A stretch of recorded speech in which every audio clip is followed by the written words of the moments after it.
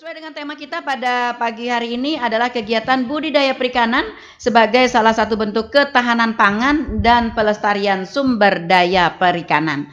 Nah, saudara pendengar, sebagaimana kita ketahui bahwa Dinas Ketahanan Pangan dan Perikanan, Pak Ahmad, nih orang-orang banyak agak-agak ketukar, Pak, dengan ketahanan pangan, kemudian ada tanaman pangan. Ada pangan-pangannya sama?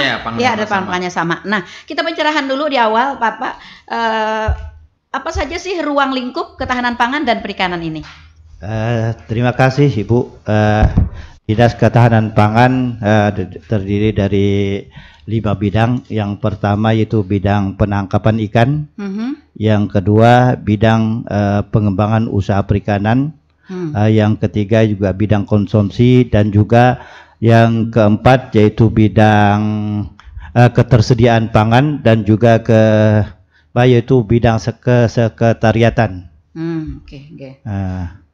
Jadi kenapa orang tertukar? Padahal ini ketahanan pangan itu hanya penyedianya saja. Oh, penyedianya. Jadi saja. Yang membedakan ketahanan pangan dengan tanaman pangan. Tanaman pangan ya. Jadi hasil panennya kita. Jadi kalau di sana itu menanam dan sebagainya, teknisi juga berada di tanaman pangan. Oke, lalu aplikasi dari program-program kita ini apa saja Pak yang real, yang khususnya yang tahun ini yang kita laksanakan? Untuk program-program kita tentunya di bidang pengembangan usaha perikanan, di situ bergerak yaitu di bidang budidaya perikanan, yaitu di situ ada unggulan kita, Bu. Di sana unggulan kita yaitu ikan bandeng dan ikan lele, walaupun di daerah-daerah pesisir ini masih kewenangan ke provinsi, tetapi untuk pembinaan karena ini adalah nelayan kita, bertempat di tempat kita adalah kita yang membina, kita yang bertanggung jawab. Karena kita yang punya wilayah. Iya, kita yang punya kita wilayah. Juga yang punya orang. Kita gitu yang punya orang. Secara tidak langsung kalau ekonominya meningkat secara otomatis, kita juga yang pergolakan ekonomi di daerah kita, perputaran ekonomi kita juga bagus. Tentu, tentu. Oke, baik. Orang-orang sering menyebut nih Pak, budidaya. Iya, budidaya. Budi terus disebut ya. Iya, selalu budidaya. Apa saja sih yang menjadi poin-poin dari budidaya ini? Kalau di peternakan kan ada penggemukan, ada pembibitan, ada apa begitu. Nah, di perikanan sendiri bagaimana Pak Ahmani? Budidaya memang artinya budidaya itu artinya menernakan, mengembangkan. Bukan mendayakan budi ya? Bukan mendayakan budi. Tapi budi itu perlu dikembangkan juga. Karena orang berbudi itu pasti orangnya baik. Baik, betul Pak. Tentu baik. Kita ada juga. Ada ini Budi Iwan namanya. Alhamdulillah. Memang kebiasaannya kita orang itu salah persepsi. Nah, betul. Ini tambak, ini kolam. Saya pergi ke tambak ya, padahal itu kolam. Itu yang harus kita luruskan. Kalau tambak itu adalah yang dilaksanakan di PLN Tawar yang dibentuk sedemikian rupa dikelilingi oleh daratan. Sedangkan tambak kegiatan dilaksanakan di tepi pantai dan airnya payau. Jadi kolam itu ada beberapa juga, kolam tanah, kolam semen, kolam terpal, terbagi beberapa. Kolam itu banyak lagi bagiannya, Bu. Ada kolam induk, kolam perkawinan. Nah, ini kolam perkawinan perlu ada juga seperti ranjang-ranjangnya juga, kan? Ini dia yang belum banyak diketahui. Apalagi di sini juga ada yang bujang-bujangan ini, Bu. Perlu tahu nih kolam perkawinan sebagainya. Kolam pendederan, kolam penetasan, kolam pendederan. Kolam pendederan ada pendederan 1, pendederan 2, dan pendederan 3. Nah, juga ada kolam pembesaran. Ini harus beda-beda, Bu. Beda-beda, betul. Beda-beda. Nah, kalau nyampur-nyampur gimana, Pak? Kalau nyampur-nyampur tuh kalau induk bercampur laki bini. Terjadi apa? Nah, itu terjadi perkawinan perselingkuhan juga. Nah, akhirnya jadi perselingkuhan. Bibitnya tidak bagus. Tidak bagus. Nah, itu juga pandangan ke depan juga kita jangan sampai dalam bahasa perikanan itu terjadi inbreeding. Nah, apa itu, Pak? Terjadi inbreeding itu kawin berkeluarga. Nah, saudara. Emang ikan ada juga berkeluarga begitu? Ya, misalnya ini kan telur itu kan banyak, satu induk itu kan mengakibatkan kecacatan. Jadi makanya harus ada kawin silang. Nah, jadi itulah agama kita juga tidak disarankan untuk kawin berkeluarga. Ikan saja. Ikan, ya. Nah, ikan saja di kawin berkeluarga itu cacat. Luar biasa. Saya baru dengar juga ini ya. Nah, jadi silang-silang ya, Pak ya. Harus disilang-silang. Iya. Makanya tadi ada pemilahan kolam-kolam ya, Pak ya. Pemilihan kolam-kolam. Oke, harus ada pemilihan kolam-kolam. Nah, ini juga sebagai pencerahan nih bagi para pendengar kita. Sebenarnya tanah laut ini seberapa banyak sih, Pak Andri, para pembudidaya itu? Terima kasih. Kalau untuk pembudidaya kita itu ada 154 kelompok, Bu. Yang tercatat? Tercatat di dinas. 154 kelompok. Satu kelompok berapa orang, Pak? Minimal 10 orang, Bu, itu, Bu. Oke, minimal 10 orang. Ya, anggap aja 10 orang. Berarti ada 1.540 orang ya yang bergelut di bidang perikanan, budidaya perikanan ini. Oke, pembinaan kita seperti apa, Pak? Jadi pembinaan kita sering memberikan sosialisasi, habis itu pembinaan ke kelompoknya, Bu. Anjang sana ke kelompoknya, habis itu ke perorangannya. Kemudian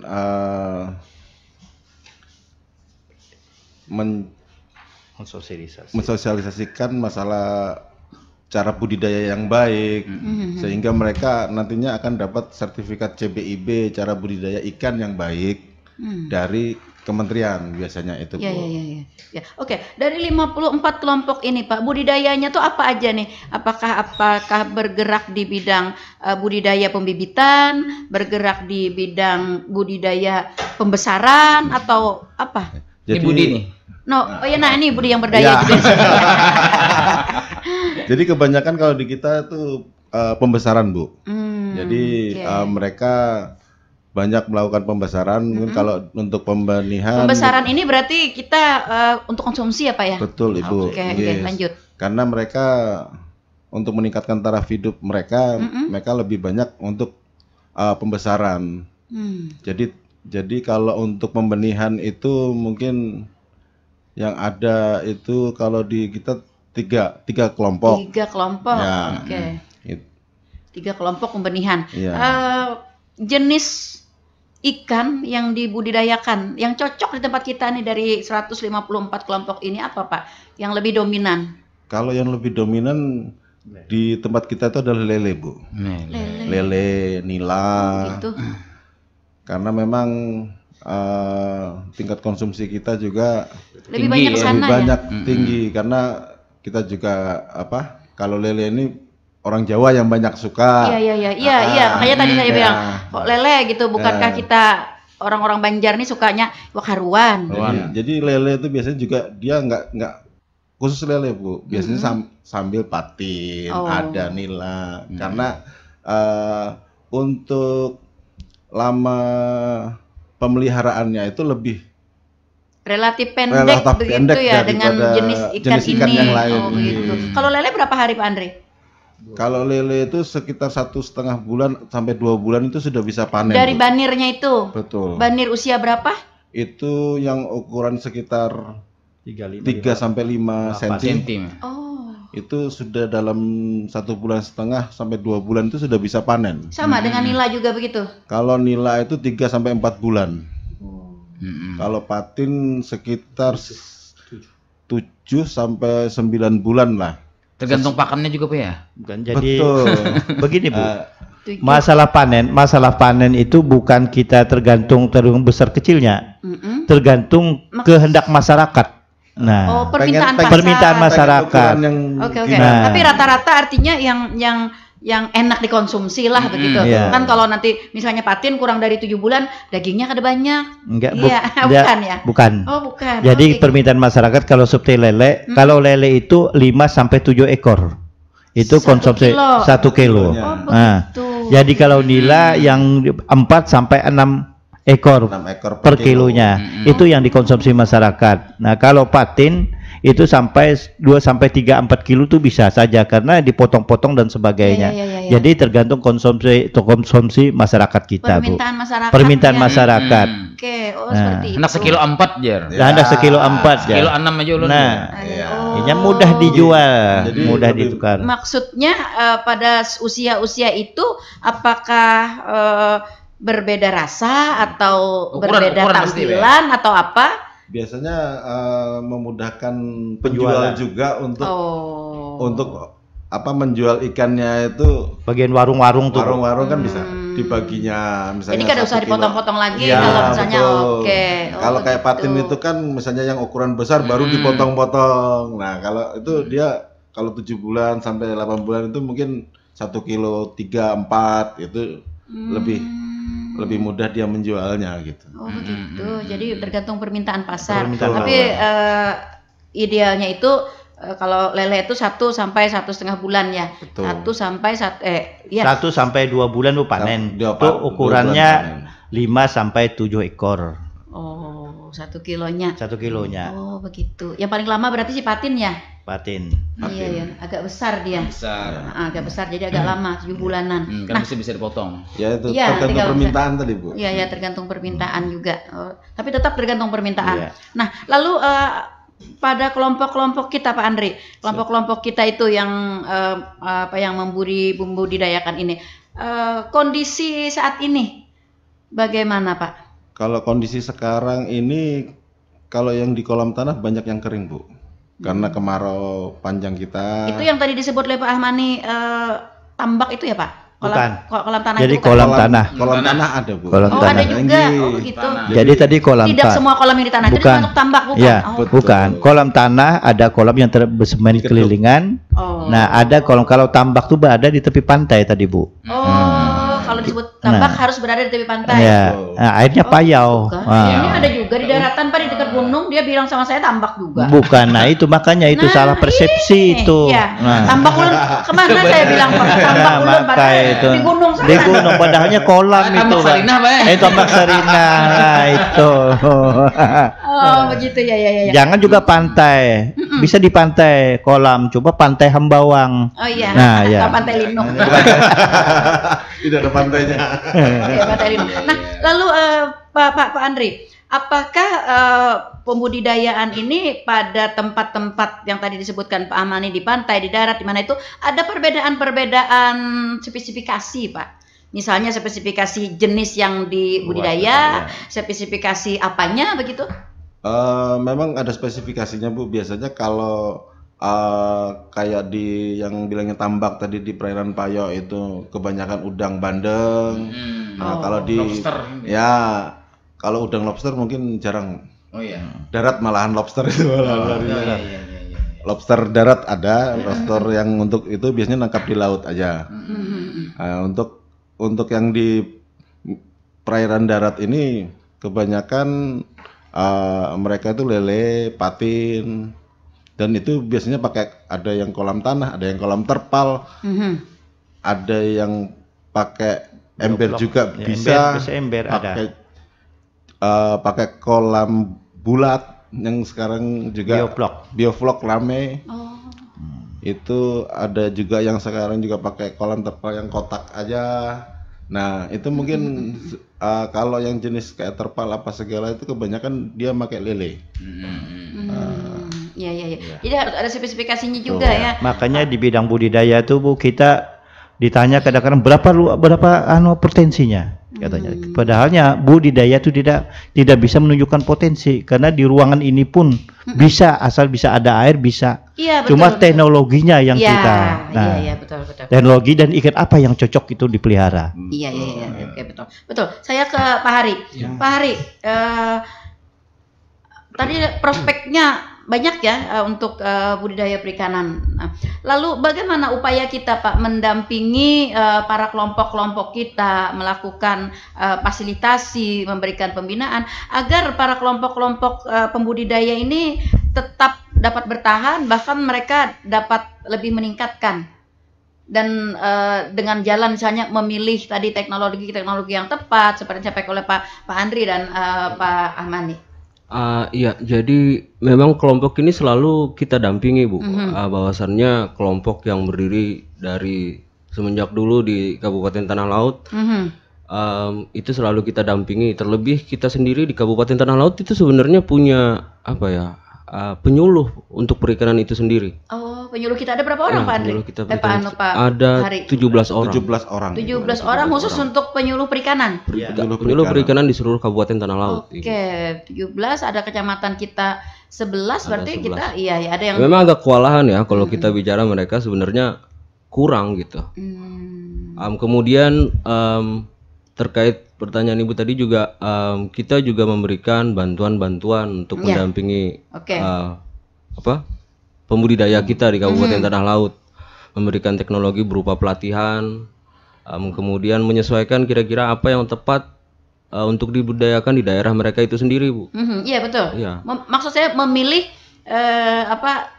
bibit yang tepat, sesuai lokasi, dengan potensinya tadi, lokasinya begitu. Iya, jadi mereka secara teknis itu diberikan masukan oleh para penyuluh yang kemudian juga menimbang dari wilayah, kemudian sosial aspek budaya mungkin di mana dia tinggal, mungkin lebih suka lele, lebih suka ikan lokal dan sebagainya macamnya. Itu mungkin penyuluh bisa lebih melihat, Bu. Jadi kalau kita di sini mungkin memang kita akan pasti turun ke lapangan, cuman akan beda mungkin ya yang setiap hari dan kita yang mungkin dalam hari-hari tertentu. Jadi memang penyuluh yang mengarahkan dan kemudian kita memfasilitasi bahwa misalnya dia memilih kemudian suatu ikan yang ingin dibudidayakan menjadi komoditas mereka begitu, kita fasilitasi dengan bentuk pelatihan bahwa ini cara budidaya yang benar, ini cara pembenihan yang benar gitu ya. Kemudian ini sarananya, ini prasarananya. Gitu. Jadi berkisar kolamnya juga berkisar di daerah di area sekitar itu untuk kita membantu. Iya. Oke, baik. Salah satu tadi untuk budidaya ini adalah kolam ya, Pak Mani, kolam. Ini juga sangat-sangat menarik. Saya melihat banyak teman-teman yang punya kolam-kolam begitu, punya kolam-kolam. Tapi saya tidak tahu apakah mungkin ini memenuhi persyaratan atau apa. Sebenarnya syarat-syarat untuk kolam itu lokasi atau bahannya atau apanya, bagaimana Pak Mani?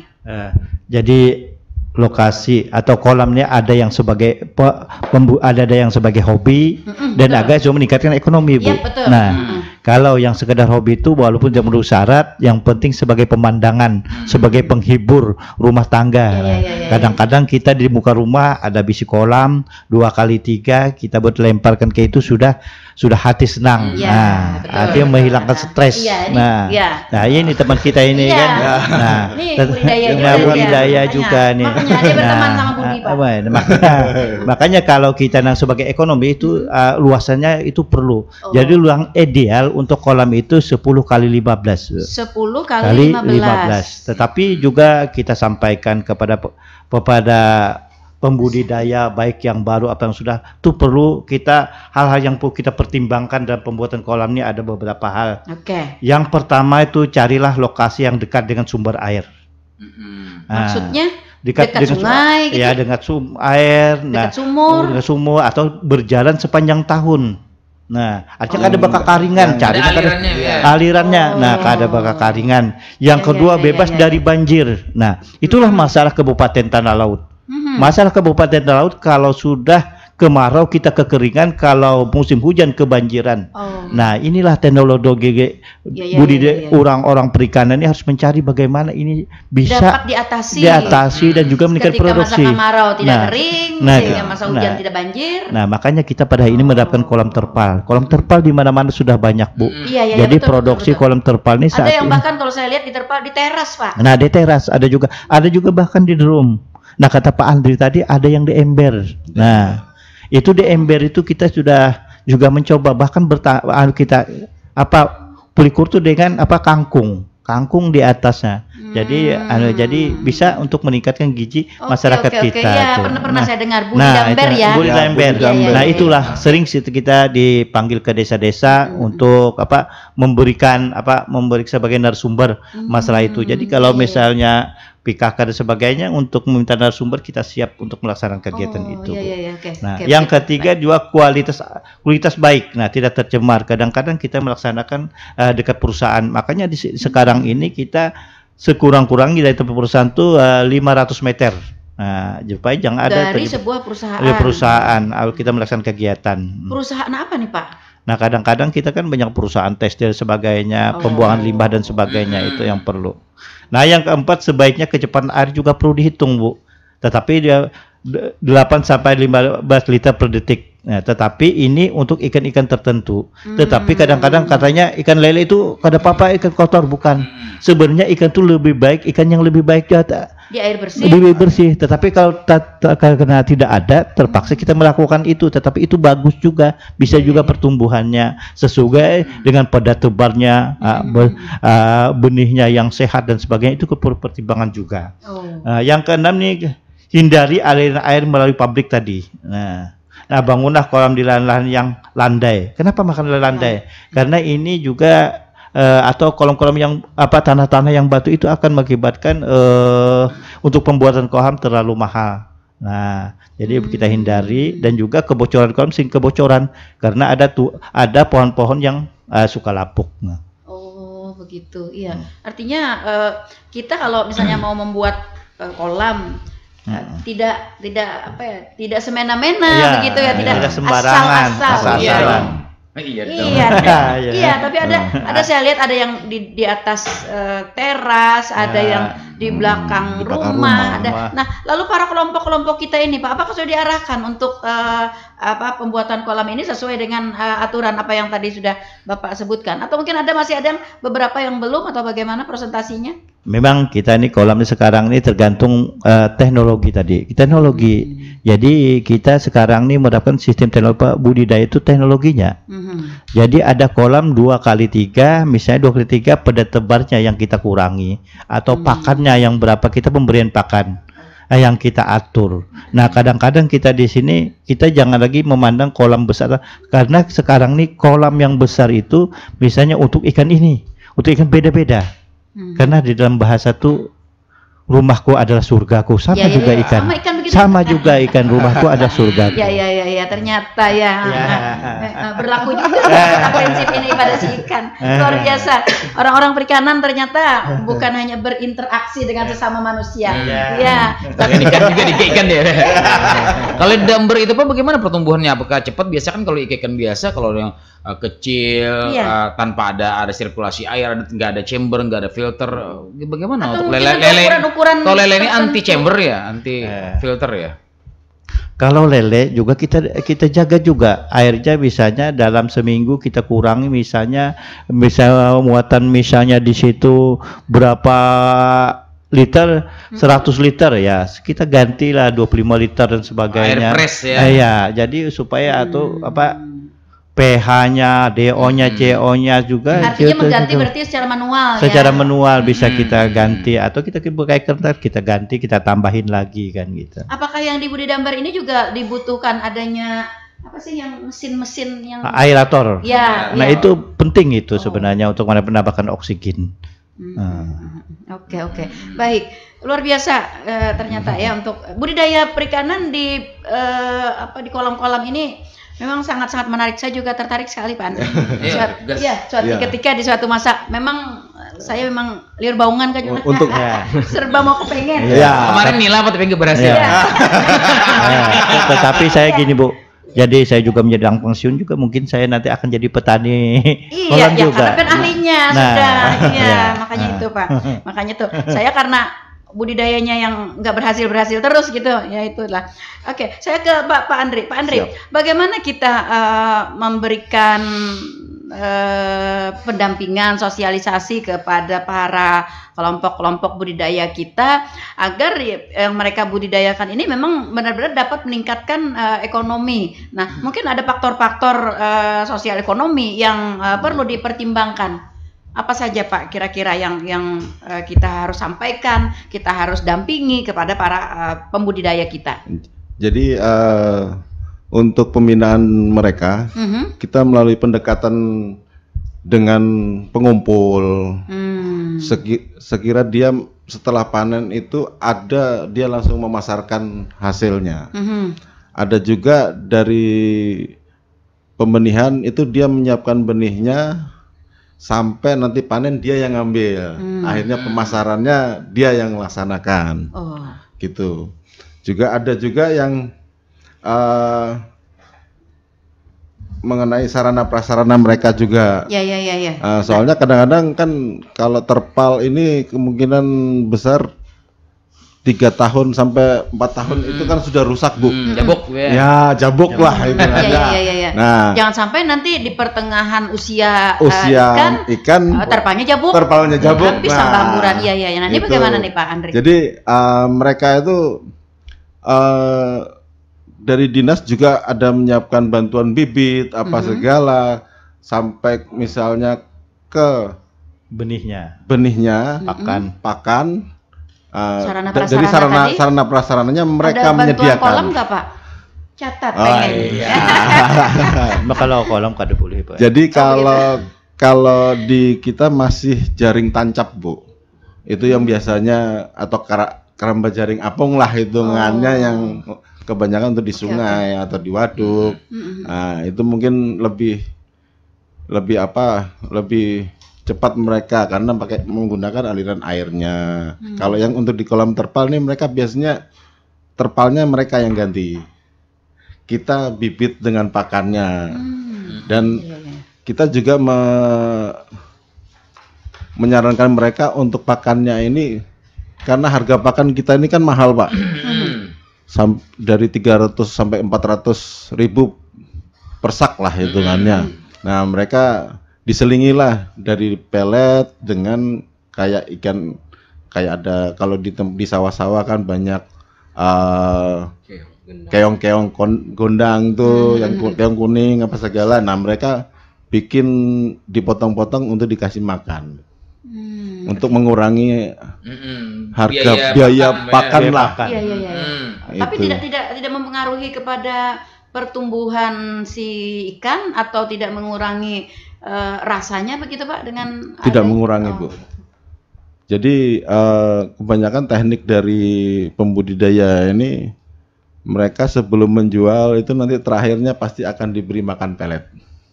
Karena untuk membuang pelet itu ya pakan ikan Bu. Kalau ayam bama lah kalau pakan ikan. Pakan saya ayam. Teringat ada sandiwara radio nenek pelet. Ini pelet ya. Iya, lanjut Pak Andri. Jadi mereka itu untuk mengurangi biaya itu mereka menggunakan apa yang ada di sekitar mereka. Jadi kayak keong tadi. Tetapi ibaratnya nutrisinya bisa dipertanggungjawabkan ya? Bisa Bu. Daun-daunan. Kalau kayak gurami itu kan pakai kayak talas, daun-daunan itu malah cepat mereka. Jadi untuk mengurangi kos biaya pakannya itu mereka melakukan pakan tambahan lah anggap kalau kami di perikanan itu menyebutnya. Oke. Pak Hari, pernah terjadi nggak para pembudidaya kita di Kabupaten Tanah Laut ini yang ternyata budidaya mereka itu stagnan atau anggaplah tidak berhasil begitu? Apa sebenarnya yang bisa menyebabkan itu? Ketika kita bicara tidak berhasil berusaha dalam urusan budidaya perikanan gitu ya. Iya, misalnya nih usianya sudah seperti yang disampaikan oleh Pak Ahmani tadi, misalnya sudah satu bulan setengah, tapi kok ternyata masih kecil gitu atau masih kolamnya padahal udah matur padahal. Iya. Semestinya gitu. Gimana? Bisa jadi diawali ke pemilihan dari bibit yang salah, Bu. Paritas ya. Iya, kualitas bibit itu juga menentukan nanti kemudian apakah ikan itu akan lancar membesar, kita anggaplah begitu. Jadi mestinya saya sarankan tuh kalau bisa beli benih itu ke tempat yang mungkin memiliki keterjaminan mutu. Oke, apakah dalam hal pemilihan bibit ini Dinas Perikanan sendiri melakukan pendampingan atau mungkin ada rekomendasi kepada para kelompok-kelompok kita? Dari kita rekomendasi Bu untuk melakukan pembelian karena kita sendiri juga mengenali bahwa misalnya ke Pak Andre gitu ya. Siap. Bahwa mereka punya link dan punya jaminan untuk ketersediaan untuk mutunya.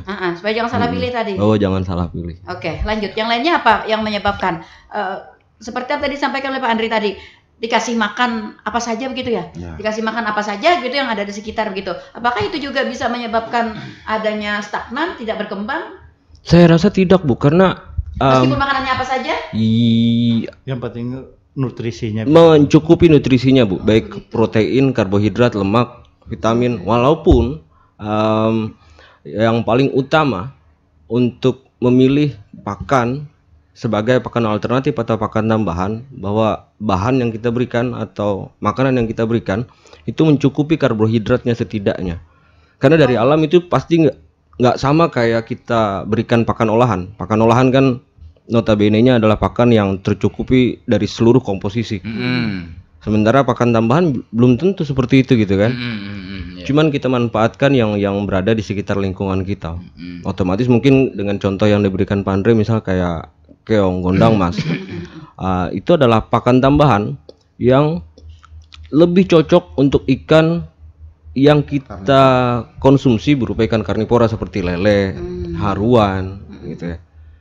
Kemudian kalau kayak gurame mungkin lebih tepat diberikan yang daun-daunan karena dia tipe herbivore ini gitu yang saya kan. maksudkan tadi. Artinya para pembudidaya kita tuh harus tahu gitu, harus tahu, jangan sampai nanti gurame lebih banyak diberikan buah gitu ya. Ya, itu agak kesalahan. Kondang. Iya, berarti itu yang saya maksudkan. Kadang-kadang bahkan kalau bicara pakan ini, Bu, lebih kenyang ikannya daripada yang ngasihnya, Bu. Oh begitu. Yap. Pak Andre kok gemuk. Ikannya belum, orangnya belum sarapan nih, ikan udah sarapan. Iya, itu dia. Bahkan malam dikasih.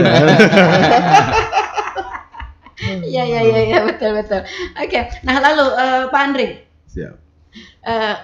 Para pembudidaya ini rata-rata kalau yang kami dengar permasalahannya itu di pakan, Pak Andre. Betul. Pakan mahal katanya, pakan susah dicari. Iya, nah, betul. Apakah Dinas Perikanan sendiri, Pak Andre, melakukan misalnya inovasi untuk membuat pakan sendiri untuk mengurangi biaya dari para kelompok-kelompok kita? Buat lebih mahal. Kalau di kita malah menyarankan yaitu di pakan tambahan, Bu.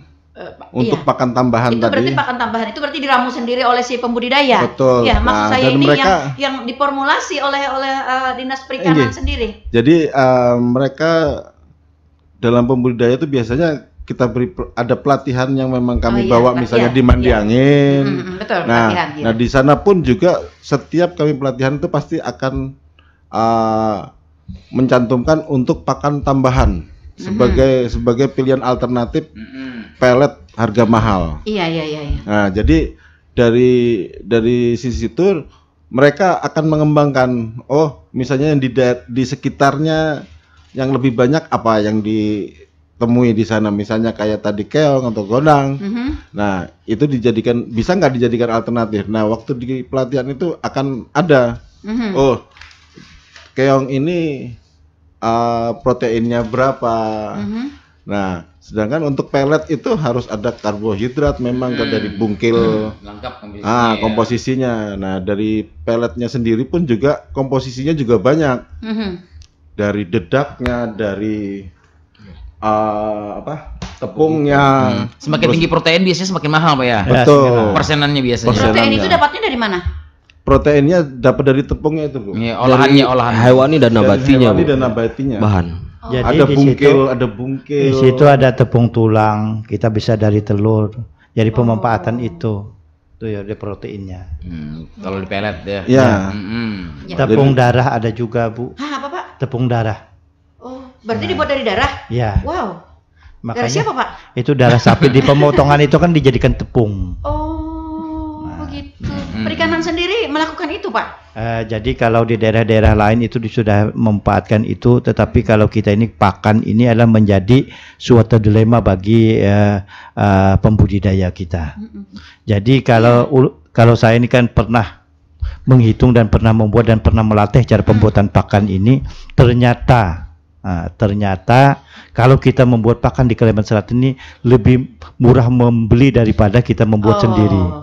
Nah, karena bahannya kita bisa membuat tepung tulangnya di mana, tepung ikannya dan sebagainya juga serba mahal. Tapi kalau kita membeli, karena mungkin di daerah-daerah lain ada pabrik, nah di daerah-daerah lain itu banyak. Kita sudah beberapa 4 sampai 5, kadang 5 kita juga memberikan mesin kepada masyarakat. Ternyata sekarang ini tidak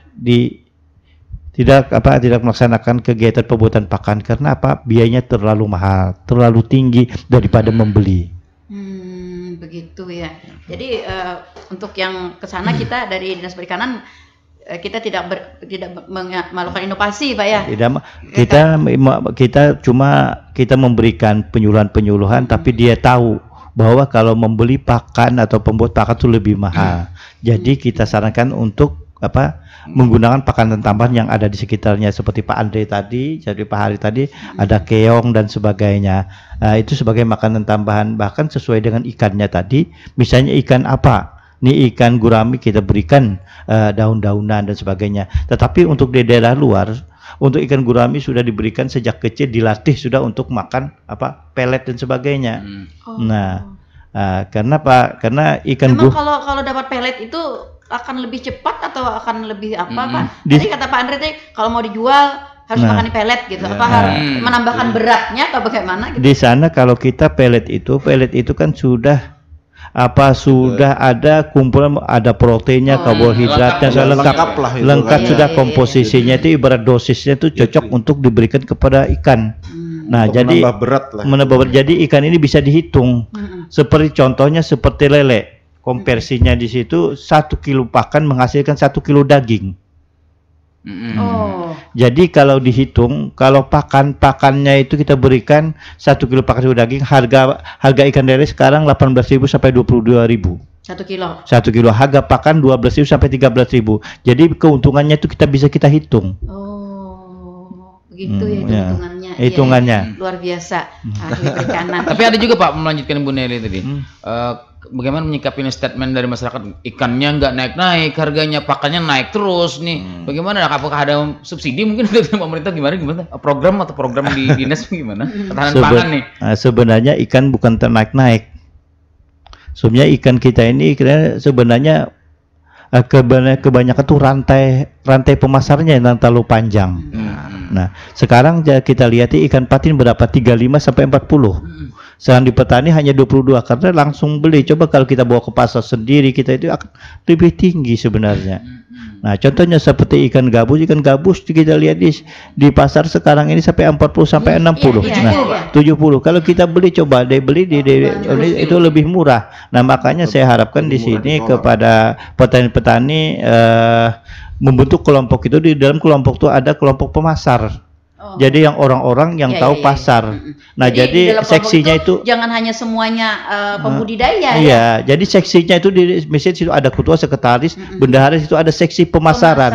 Nah, jadi untuk itu ada promosi dan sebagainya. Sisi promosi itu. Nah, contohnya kita sekarang pemasaran lele kita pasarkan di sini, bahkan sampai ke Kota Baru, sampai ke Tanjung kita memasarkannya. Oh begitu? Iya. Hasil dari kita. Kita sudah mencukupi. Sekarang ini hampir 23 sampai 27 ton per bulan kita untuk lele. Oke. Kita ke suara pendengar dulu. Pak, ada beberapa pertanyaan. Saya ingin ke pertanyaan dulu yang terlebih dahulu. Betakun Pak. Misalnya kalau hendak memanfaatkan lubang bekas galian perusahaan atau galian aliran sawit untuk budidaya ikan air tawar, apakah boleh dan bagaimana prosedurnya? Pak Jumari di Kandangan Lama. Oke, itu satu Pak ya, Pak Jumari. Oke, yang kedua, bagaimana Pak cara mendapatkan, sebentar yang nelpon, bagaimana Pak cara mendapatkan bantuan benih dari pemerintah? Apakah petani ikannya harus sudah berusaha duluan dengan masa waktu yang lama atau waktu yang sudah ditentukan? Atau bisa yang baru memulai usaha budidaya ikan Pak? Idrus di Sungai Gilai. Oke, dua dulu Pak. Ya. Pak Jumari. Yang pertama di sini merubah lubang galian. Ya. Nah, lubang galian. Jadi kolam itu, arti yang dimaksud dengan kolam itu adalah yang pertama di situ bisa dihitung manajemennya, bisa dipanen. Nah, lokasinya tidak tercemar. Oke. Nah, jadi kalau lubang, kira-kira kalau lubang dari galian perusahaan ini apakah tercemar atau tidak? Nah, itu perlu kita lihat ke lapangan, atau lubang galian apa misalnya. Kalau di situ kan kalau misalnya lubang galian tambang batu bara mungkin bisa juga ikannya tidak bisa hidup. Nah, tapi kalau misal di lahan-lahan sawit di sini tuh bisa kita gunakan apa kata Pak Andri tadi ya, dengan menggunakan tancap. Tetapi kita lihat juga berapa pH-nya ikan apa yang bisa kita pelihara. Iya, kadang mengaruh juga bekas-bekas. Bekas itu mempengaruhi juga. Nah, untuk mendapatkan bantuan tadi yang pertama kita mempunyai kelompok. Mempunyai kelompok Pak Andre ya. Mempunyai sekurang-kurangnya 2 tahun kelompok itu dibentuk dan dibentuk oleh penyuluh. 2 tahun. Nah, di penyuluh dan juga mempunyai usaha. Nah, itu. Iya. Kenapa tidak mempunyai usaha? Karena harus ada pengalaman. Karena yang kita peliharanya akan benda hidup. Jadi kalau tidak ada punya pengalaman, tidak bisa mencoba dan sebagainya, kita harus mencoba dulu. Oke, artinya tadi oleh kata Pak Idrus tadi, apakah petani ikannya harus sudah berusaha duluan? Artinya iya ya. Iya. Oke, harus berusaha. 2 tahun ya. Berapa waktu Pak persyaratannya berusaha duluannya itu? Apakah mungkin sudah berusaha 1 tahun atau misalnya 2 kali panen atau bagaimana? Yang penting sudah ada pengalaman. Jadi kalau memang tidak pengalaman, silahkan datang ke Dinas Perikanan kita untuk berkonsultasi, ataupun kelompok itu minta latih sama kita. Kita siap untuk melatih dan siapkan judulnya apa. Silahkan temanya apa. Kelompok yang pemula. Yang pemula silahkan datang berkonsultasi ke Dinas Perikanan. Ya. Oh begitu, oke. Artinya Pak Andri, artinya dari 54 kelompok kita itu masih dimungkinkan kita untuk membuat kelompok-kelompok lagi begitu ya? Siap Bu. Oke. Jadi untuk pembentukan kelompok sendiri Bu, itu dari penyuluhnya, dari penyuluh. Jadi penyuluh mulai mendampingi mulai awal, mulai berita acara pembuatan kelompoknya sampai mereka sampai ke kelas pemulanya. Nah itu mereka dampingi. Nah, dan untuk sebagai penghubung kelompok itu ke dinas biasanya lewat penyuluh, malahan lebih enak. Untuk terkait yang tadi yang pertanyaan yang lubang galian itu Bu, kalau sepengetahuan ulun biasanya galian itu tuh galian apa dulu biasanya dilihat. Iya. Ambil contoh misalnya galian. Kalau galian batu bara kan mau ndak mau dia harus menimbun lah. Dalam kan itu Bu. Karena di dalam galian itu kadang-kadang masih ada viritnya, masih amoniaknya tinggi. Jadi ikan-ikan liar, ikan-ikan malah kita masukkan malah mati. Oh begitu. Kalau misalnya galian sawit tadi, yang kalau aliran sawit. Galian sawit yang ditakutkan itu adalah pembuangan dari pupuknya Bu. Waktu dia mupuk, air hujan turun ke air, habislah. Begitu. Itu yang sering terjadi juga di PTP apa segala Bu. Itu tuh kan hari ini mupuk, 2-3 hari turun hujan, pupuknya ke air. Nah, Pak Jumari ini jadi perhatian mungkin ya. Jadi perhatian. Oke, lanjut Pak Andre. Untuk yang bantuan tadi Bu, memang karena mulai awal pembentukan sampai ke permintaan bantuan itu tetap dari penyuluh untuk mengawalnya. Dari penyuluh. Ya, jadi nanti penyuluh yang bilang Pak Hari tadi yang memilah apa yang baik untuk dibudidayakan. Nah, itu yang mereka usulkan biasanya tuh. Oke. Baik, silakan yang mau bergabung tadi di 0811 5012 304. Ya, kita kembali ke Pak Hari dulu. Tadi disampaikan oleh Pak Andri, Pak Amani juga soal harga dari petani kita sampai ke pasaran itu sangat jauh perbedaannya. Misalnya kita ambil contoh dari petani kita misalnya 20.000, sampai di pasaran sebenarnya dia sampai 40, 50 ya, 40, 50. Pak Ari, adakah kita melakukan upaya-upaya untuk petani kita itu dapat harga yang tidak jauh fluktuasinya dengan pasaran? Sebenarnya kalau kita bicara usaha itu sendiri di perikanan gitu ya, nah semakin banyak aspek yang bergulir dalam salah satu komoditas. Misal kita bicara bahwa ikan itu bisa diperjualbelikan semenjak dia larva, kemudian benih, kemudian deder, itu akan lebih bagus sebenarnya. Cuman memang akan menimbulkan fluktuatif karena tidak didukung sarana mungkin ya. Kalau kita bicara kemudian bagaimana cara ini supaya tidak fluktuatif, memang lebih baik pengusaha ini, pelaku usaha budidaya sebaiknya saran bahwa mereka membuat produksi lanjutan yang misalnya ketika mereka punya olahan produk olahan lanjutan mestinya. Oke, itu akan lebih bernilai ekonomis. Selama ini ada nggak kita melakukan pembinaan terhadap itu? Ada. Kita. Dari kelompok-kelompok yang tadi disebutkan oleh Pak Andri. Seperti mereka yang membuat kerupuk, Pak ya. Ada di kerupuk dari Kecamatan Bati-Bati, ikan haruan. Kemudian juga ada pantoli, Bu. Pantoli itu di daerah apa? Batu Ampar. Pantoli itu pentolele. Oh. Iya. Ya, dari daging ikan jadi dia. Iya. Oh, begitu sudah ada di situ. Sudah ada gitu sih. Dalam pemasaran. Nah, lalu untuk yang pengelola budidaya ini apakah dia membentuk kelompok lain lagi atau di kelompok itu saja? Kebiasaannya malah ibu-ibunya, Bu. Oh, iya. Jadi kita sarankan di istri-istrinya dia yang bikin untuk pengolahannya. Karena kebanyakan kan memang yang mengolah untuk jadi produk itu di ibu-ibunya. Kalau yang bapak-bapaknya khusus membudidayakan aja gitu. Nah, biasanya seperti itu. Bapaknya kadang mau rewel. Betul. Ya, kalau mau rewel sudah ada, tinggal makannya aja. Ngolahnya biar aja makan. Tuh, biasa seperti itu. Kalau bila salah bumbunya aja. Iya. Kalau bapak-bapak ini rata-rata keasinan. Tetapi Bu, kita keasinan sekarang juga kita di bidang Pak Andre ini ada bidang pengolahan. Kemarin juga kita untuk mendukung tempat wisata juga kita membuat abon ikan asin kemarin. Nah, jadi kan jarang terdengar. Kita sudah melaksanakan kegiatan pembuatan abon ikan asin dan kita latih di pantai kemarin juga. Oh, begitu. Sehingga masyarakat ternyata senang.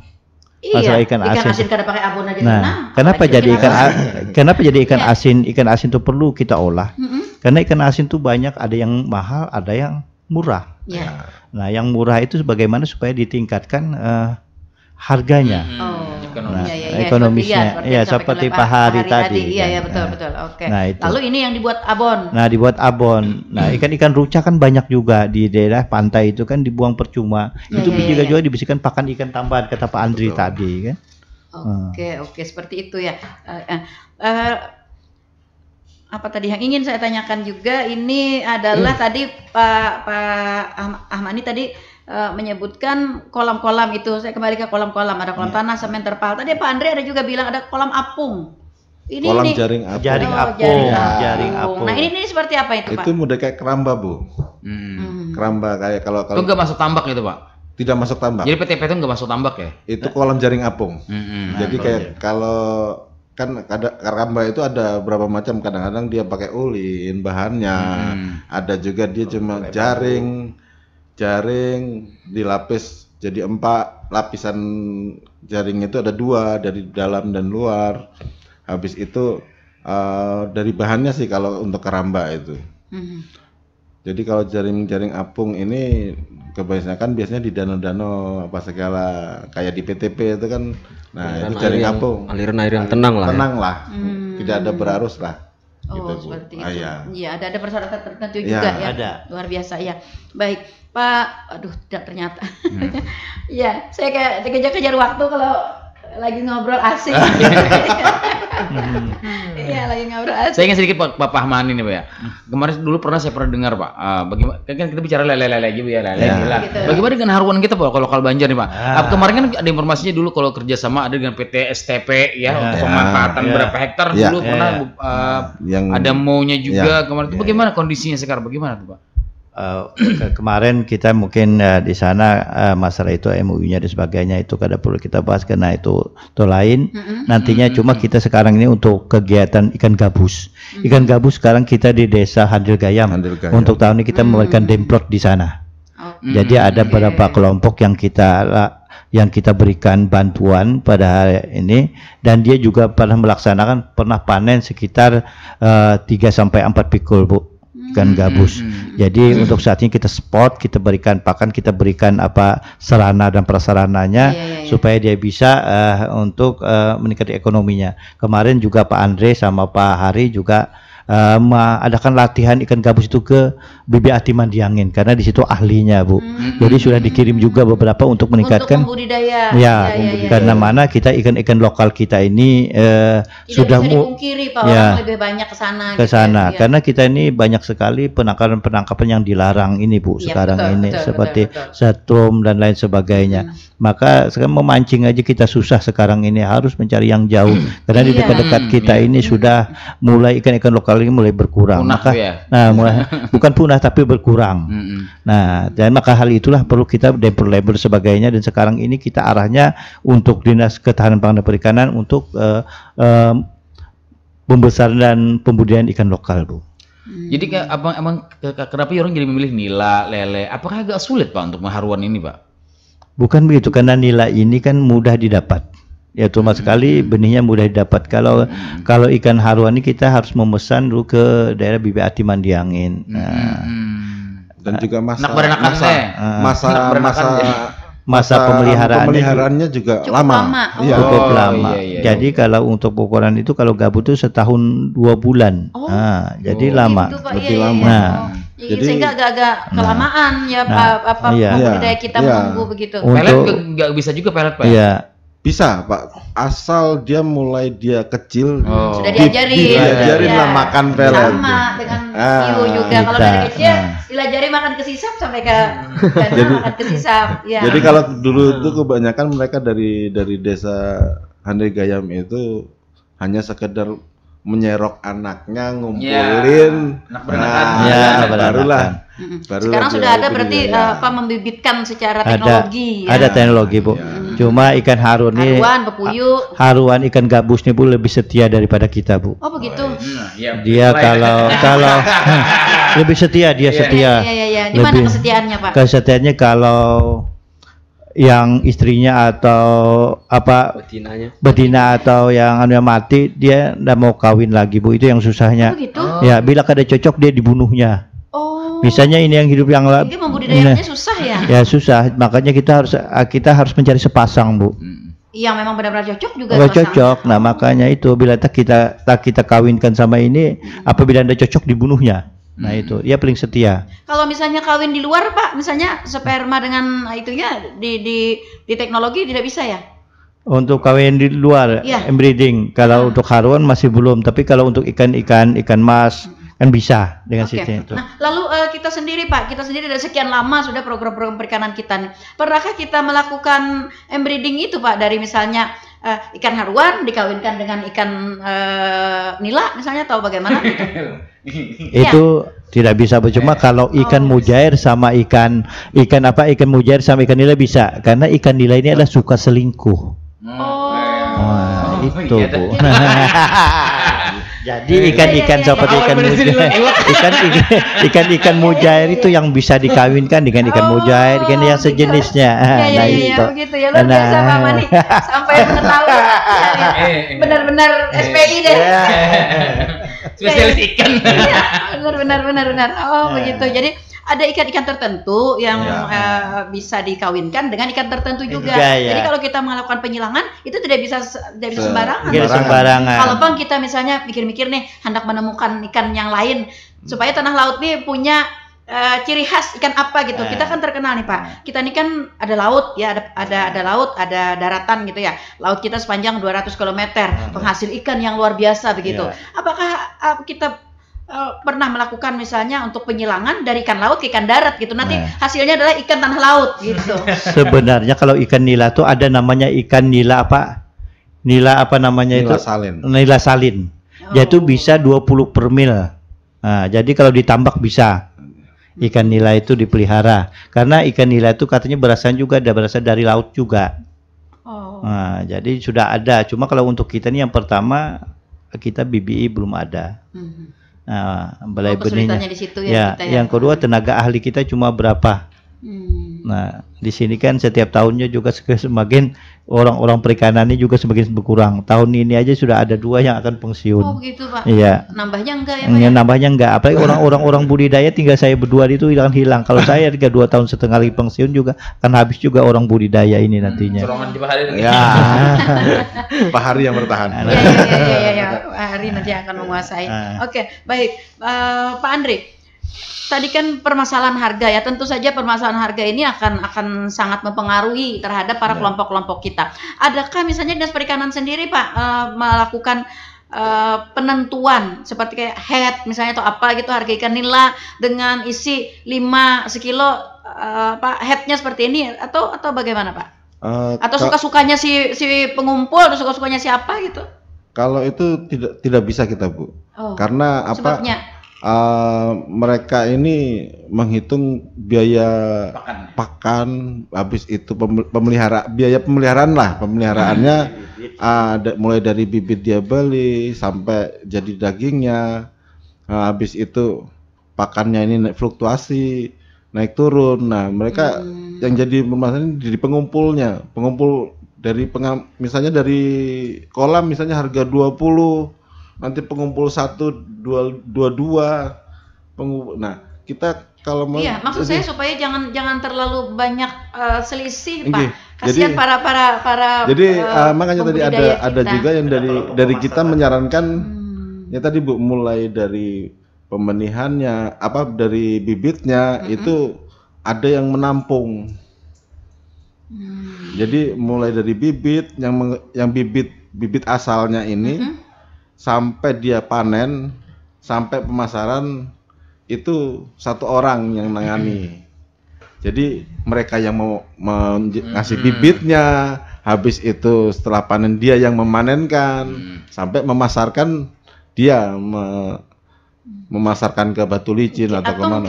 Atau mungkin begini Pak Andri, Dinas Perikanan sendiri misalnya membina atau membuat link para pengumpul ini. Jadi artinya nanti kepada kelompok, khususnya kelompok-kelompok kita yang terdaftar ya, kelompok-kelompok kita yang terdaftar yang menjadi binaan kita. Pian jangan menjual orang lain lah kalau ada yang datang. Nah, harus pada yang ini aja begitu. Sehingga kita dapat mempertahankan harga-harga itu begitu. Kalau itu tuh biasanya malah yang masuk nanti dari luar, Bu. Oh, begitu. Iya. Karena harga dengan kabupaten lain ini kan beda-beda, Bu. Mana yang murahnya, nah misalnya kayak tempat kita dijual ke Banjarraya, oh gitu. Jadi susah. Jadi kalau mau dari pembudidayanya kita beri arahan, misalnya di daerah lain berapa, kita bisa menentukan lebih tinggi. Kayak mungkin di Kabupaten Banjar agak murah harga Papuyu ya Pak ya, Papuyu, nah di kita agak tinggi, gitu. Begini Bu, karena kita ini bergerak di bidang teknis ya, jadi kita ini bagaimana supaya teknis-teknis ini yang kita berikan kepada masyarakat, misal cara pemberi pakan yang bagus, yang baik, pembelian bibit dan sebagainya, itu supaya cepat besar, itu yang kita berikan, itu juga bisa menekan daripada pembiayaan. Nah itu yang kita tekan. Nah, tapi kan pada akhirnya nanti ke pasarannya itu Pak. Jadi kalau khawatirnya ini sudah bibitnya kita pilih yang baik, seperti kriteria yang disyaratkan, kemudian juga pakannya juga sudah sesuai dengan apa yang dipasarkan. Tapi ternyata pada akhirnya anjlok. Bukan begini Bu, kita kan ada namanya pola tanam. Mengapa jadi kita melaksanakan pola tanam? Misalnya di sini ikan nila, di sini ikan patin, jangan sama sini ikan nila, semua itu akan anjlok. Jadi kita harus membedakan itu, menyiapkan mengatur variasi, dan juga kalau misalnya sama nila, jadi kita ini ada yang panen, ada yang tebar. Jadi itu pola tanam yang kita terapkan di masyarakat, itu yang kita karena teknis itu yang perlu.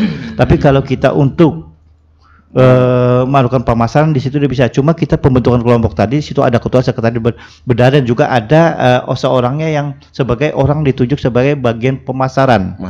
Nah, memasarkan itu, yang memasarkan itu, makanya pasar yang sangat penting sekali. Makanya itu. Nah, makanya pada akhirnya kan di pasaran itu. Makanya persyaratan itu. Kita sering juga memberikan sosialisasi terkait pemasaran ini. Jangan semua hari ini tebar bibit nila sama. Nanti panennya kan pasti sama Bu. Ganti-ganti. Sama kayak misalnya konsumsi patin misalnya paling banyak untuk bulan puasa nanti. Nah itu disetting sudah. Jadi 9 bulannya atau 7 bulan sampai 9 bulan sudah panen di situ. Jadi harga itu lebih lebih tinggi lah. Kalau banjir murah Pak ya? Itu. Kenapa? Maksudnya banjir panen. Banjir panen. Malah turun nanti harganya. Satu varian gitu ya. Banjir satu varian. Misalnya nila banyak gitu semuanya. Harga turun pasti. Tetapi di daerah kita untuk pasaran seperti patin, seperti nila tuh masih banyak, masih tinggi. Karena kita sekarang ini untuk PTP per hari ini sekitar 4 sampai 5 pikul per hari. Itu per hari untuk pasar sini. Yang memerlukan pasar pelai hari ini sampai 7 pikul, jadi tinggal 2 pikul kita untuk mencukupi pelai. Jadi harga itu masih bertahan dengan bagus kalau untuk ikan nila dan ikan patin. Nah itu tadi yang saya maksudkan Pak. Apakah misalnya kayak PTP misalnya, kan kita tahu nih mereka butuh ikan gitu. Apakah kita Dinas Perikanan sendiri tidak memfasilitasi atau melakukan MOU dengan PTP sampai nanti PTP belinya langsung ke kelompok kami gitu? Nah itu yang saya maksudkan kita tadi. tidak boleh sampai ke sana, bukannya kita orang teknis. Di situ kan bagian pemasaran. Jadi kita kita memberikan trik-trik bagaimana cara-cara pemasaran itu, Bu. Tapi di situ kita berikan itu seperti Pak Asep itu sudah ada kelompok pemasarnya di sana, Bu. Jadi yang setiap pagi itu dia membawa dengan tosa 2 sampai 4 pikul per hari. Dia sudah ada kelompok pemasaran. Di sana ada kelompok perikanannya yang sudah cukup bagus dalam pemasarannya. Maka sekarang masalah pemasaran dia tidak mengeluh, Pak. Syukur alhamdulillah masih lancar.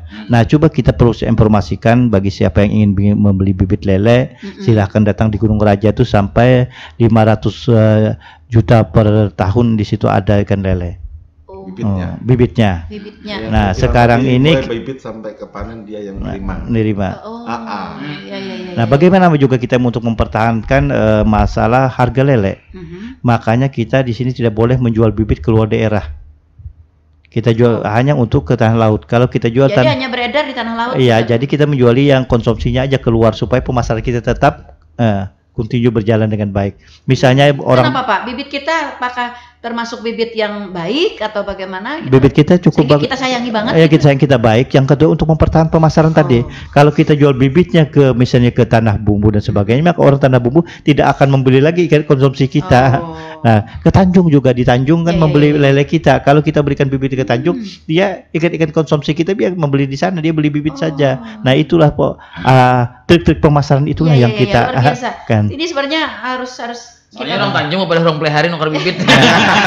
Tapi Bu, kita ini bukan Tanjung Bejuin tapi Tanjung sana Balong. Saya Pak, iya Tinjong namanya Tinjong. Satu lagi sebenarnya ingin saya tanyakan Pak. Sebenarnya nawar dikit boleh nggak ya? Oke, silakan. Iya. Ini kan kita ada ikan gitu ya. Nah, padahal ada potensi tadi yang seperti diutarakan Pak Ari kalau tidak salah tadi. Ada kita di Kabupaten Tanah Laut juga yang membudidayakan lobster. Nah, dan hasilnya juga luar biasa. Ini apakah termasuk binaan kita atau enggak nih Pak Ari? Di sini Bu, kalau ikan lobster saya kemarin ada binaan itu Udang di desa. Galah itu rasanya. Bukan, di sana ada lobster. Tetapi saya uji coba karena daerah kita ini kan zat kapurnya kurang. Jadi saya juga ada di rumah tuh lobster di dalam akuarium sudah sampai lebih 2,5 tahun. Tidak begitu besar, makanya saya tidak berani untuk merekomendasikan ikan lobster ini.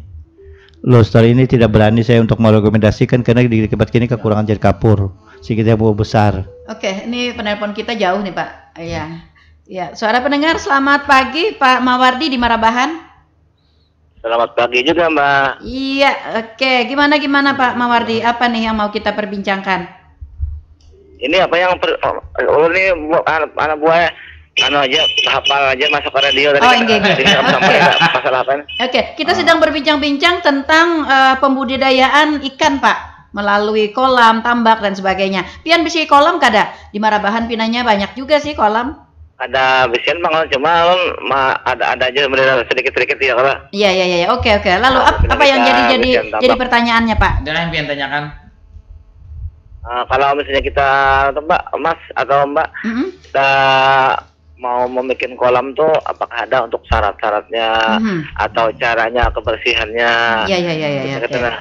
Dan kita mau budidaya ikan tuh kayak apa kita nah? Iya. Oke. Itu aja caranya. Oke. Baik. Terima kasih Pak Mawardi. Pasan di awal tadi jadi kamu. Iya. Terima kasih Pak Mawardi di Marabahan.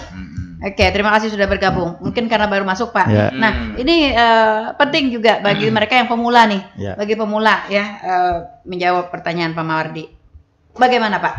Terima kasih, perlu saya ulangi. Yang pertama di sini, mungkin kalau Bapak mau cepat untuk apa juga masalah budidaya ikan ini, memang teman saya juga di sana ada penyuluh pertanian perikanan. Di sana ada juga Saiful Asgar juga teman saya di sana. Merabahan, Pak ya. Di Merabahan atau berkonsultasi ke Dinas Perikanan sana juga boleh. Di sana bahkan ada BBI, Pak.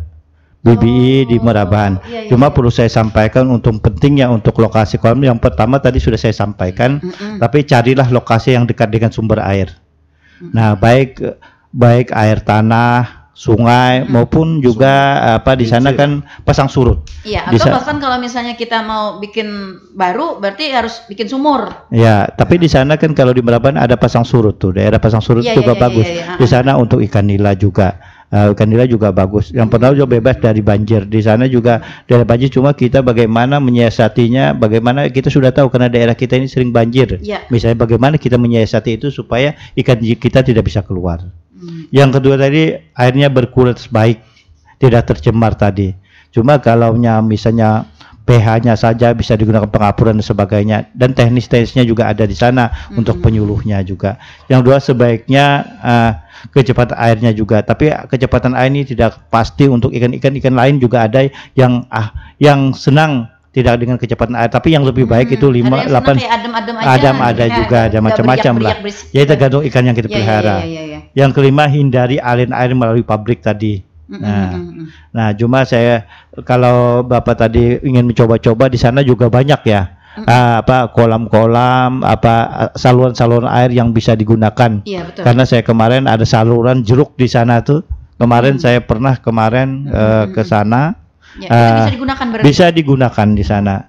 Dan saya juga pernah tugas di daerah Aluh-Haluh pada tahun 90-an. Pada tahun 90-an kita menggunakan selokan-selokan itu untuk ikan nila. Ternyata perkembangan cukup bagus, Pak. Oke. Iya, begitu ya Pak Mawardi. Untuk pemula mungkin agak-agak sulit ya. Nah, tapi kalau didengar apa yang dijelaskan oleh Pak Ahmani tadi, gampang-gampang susah. Gampangnya 2 kali Pak Mawardi. Susahnya sekali aja ya. Oke. Tapi yang pasti kalau menurut saran kita untuk memulai itu awalilah dengan berkonsultasi ya kepada para penyuluh atau kepada para ahli perikanan. Yang juga kita harus berani mencoba. Harus berani mencoba dan berani juga Pak Mawardi berani mencoba. Dan juga harus jangan kita jangan sungkan-sungkan untuk bertanya. Nah, itu tadi di sana dinas penyuluhan ada di Merabahan dan juga BBI ada, mungkin siap sedia sana untuk memberikan arahan-arahan. Jakanya di sini siap saja untuk memberikan kita sebagai narasumber. Iya. Nah, begitu dia ya. Oke, Pak Mawardi cukup jelas ya. Selamat mencoba untuk membuat kolam. Baik, karena waktu kebersamaan kita sudah berada di penghujung, sebenarnya saya masih ingin berbincang-bincang. Ikan ini ada sesuatu hal yang sangat menarik bagi saya gitu ya. Karena selain dia mencukupi protein kita, banyak hal yang harus diketahui dari ikan. Ikan juga menjanjikan, Bu ya. Ikan juga menjanjikan, sangat menjanjikan. Tetapi ada yang setia, ada yang tidak setia tadi.